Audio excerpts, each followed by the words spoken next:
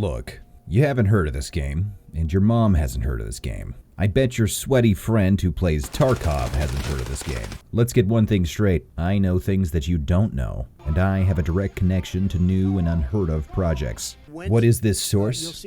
Well, I can't tell you. It's TikTok. I won't lead you on. I learn about a lot of cool games from TikTok. End of the day, someone's gonna have my data, whether it's Uncle Sam or Winnie the Pooh. Honestly, I don't give a shit. I just want to stuff dough slathered with butter into my mouth and be sold products that I didn't know that I needed. If you're able to peer through the insults and try and glean some level of insight through this mindless, 10,000 feet in the air, 5 out of 10 drunk rant, the point is that this game is small and unheard of. Imagine you're me. It's 12:30 a.m., work starts in 5.5 hours.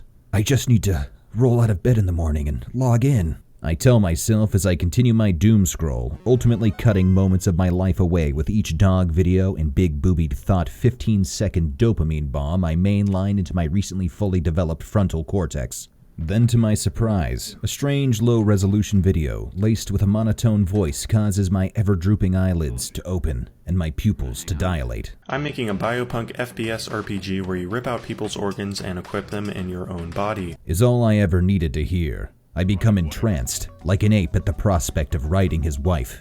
I delve deeper into this hole, and what I find is something I didn't even know I was missing. These days I'm an old man. Games that used to hold my attention no longer do. This is not a brag, it's a cry for help.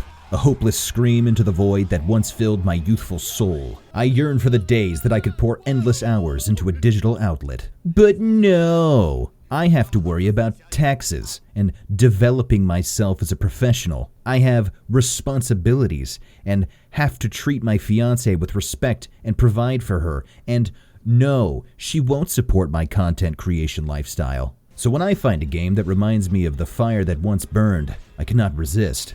Welcome to the planet of Chrisimbro.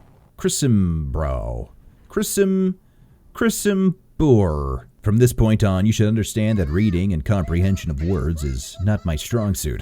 I'm not 100% on how to say some of the names in this game, and I'm too afraid to tweet at the developer to tell me how to say them. You're given a simple mission ordained by your temple to find the heretic Lenhi. Following that, you'll be given a 3-step tutorial and you will proceed to die. With zero knowledge, this game is brutal and unforgiving. But with the slightest of mastery, you'll find yourself slam-jamming your opponents with ease in no time. There's essentially zero hand-holding in this game. You're given a compass and that's about it. One of the standout elements offered here is the movement. Imagine you're in a dream and trying to run on the polygonal landscape in front of you. Instead of feeling the inability to move that you normally do, you find yourself gliding with ease through the landscape. Look, end of the day, the movement here isn't complicated. You can run, jump, and slide, but it all feels so smooth. As you set out into the vast desert, you will encounter brutality, and only brutality. Whether it be the organ-obsessed bandits to the fire-breathing moths, you will be overwhelmed. That is, of course, until you find your daily dose of killfuck. One of the best things in this game is killfuck.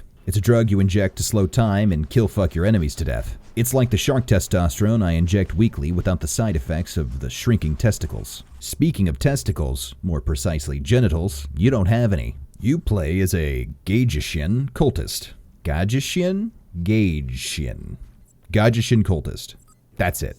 A near mythological being built from the bodies of long-dead saints. You are revered by the population of the galaxy as a true holy warrior. Pretty much everyone that you come across is honored to simply talk to you and will fuck you if given the opportunity.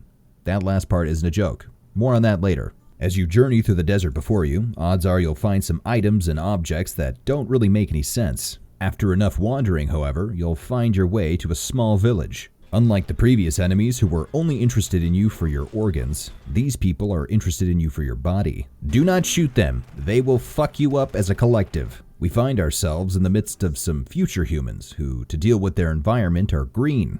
Take your time and talk to each person around the town. There's a main quest that you must complete to progress the story, but there are side missions that give each location on the map meaning. Not only does this give you incentive and reason to explore the map, but it also rewards you with organs and special guns. You can also find some folks who are unsatisfied and ready to allow you to satisfy them. Still not going to talk about this until later. I won't break down each objective to leave some mystery and discovery to you, but let's take a specific example. One mission sends you out to find the settlement's pyrofly eggs. They need to milk these bad boys for their hydrogen to turn it into fuel. You heard me right. They milk these things for hydrogen. This will lead you to a small group of enemies who, given the chance, will dunk on you with extreme prejudice. The enemies with guns in this game do not fuck around. If you stop moving, you die. If they don't have guns, like the pyroflies, they will destroy your corneas in-game and IRL, preventing you from seeing what's actually going on at any given time. After clearing the enemies of the camp, you'll typically find a chest with a quest item, an organ, and a save point.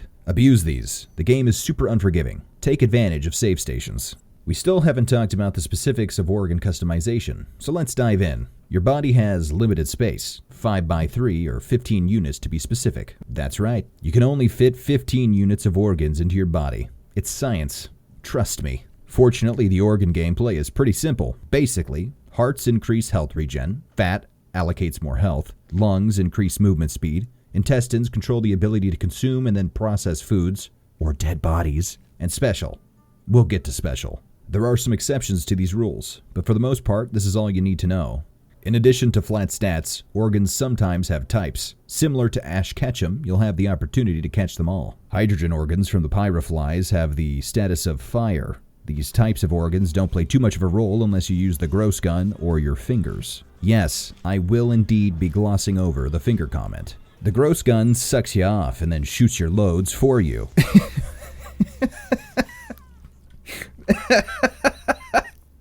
Man, that is the grossest thing I have ever written, but it is technically true. There's this gun that sucks your blood and then it shoots that using it as ammo. If your organs have a specific type attribute, in turn your blood does too, resulting in elemental attacks. Just much grosser. I tended to focus on lung capacity, giving me the ability to sprint at unprecedented speeds. This also results in you being unable to shoot enemies accurately, but who needs that with an armful of killfuck? You should probably keep one heart to heal and some fat to avoid being one-shot. There is a rather unique organ that you can find that is saturated with drugs. I strongly recommend you spend some time finding the spot. Against all advice and with your target's next steps in mind, you decide to take the route plagued by the terror worm. Anyways, this fight is fucking bullshit. The worm cheats and it isn't fair. I'm not going to tell you how to beat it. You'll have to figure that out for yourself. After committing wormicide, you can take its organs, but the only one you should really focus on is the organ of the god. It doesn't degrade and it basically is a straight buff to your character. Continuing on to the next location, you'll find yourself in the next biome and second act of the game.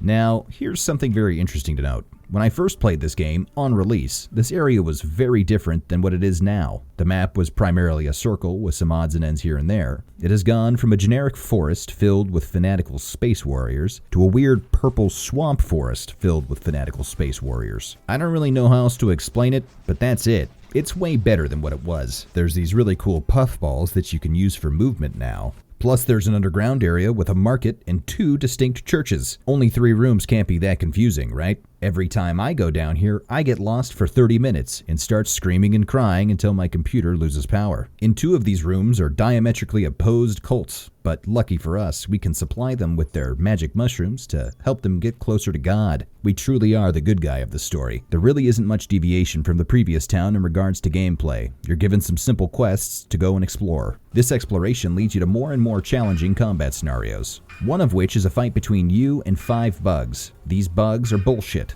Good luck. A unique and freakish enemy that was added in the recent update is called the Choir. It has guns for eyes and is covered in mouths that will serenade you as it shoots you to death. It additionally contains a nuclear core that you can put into your chest. This nuclear core will indeed kill you due to the radiation that it exudes without enough hearts to offset the degeneration. After powering up the nearby communication tower shut down by the fanatical space warriors using the electrical organs of local space wizards, you can head back to town and sweet talk the locals. Not only can you sweet talk, but you can also do the latter half of the drug, killfuck. You can have sex with quite a few of the locals on this planet. I've been putting it off, but yeah, it's kind of odd how many people you can fuck. Whether it's the local plant people or the mushroom people, who, by the way, are not mushrooms, but more weird humans wearing veils, to my dismay. You can seriously bone down.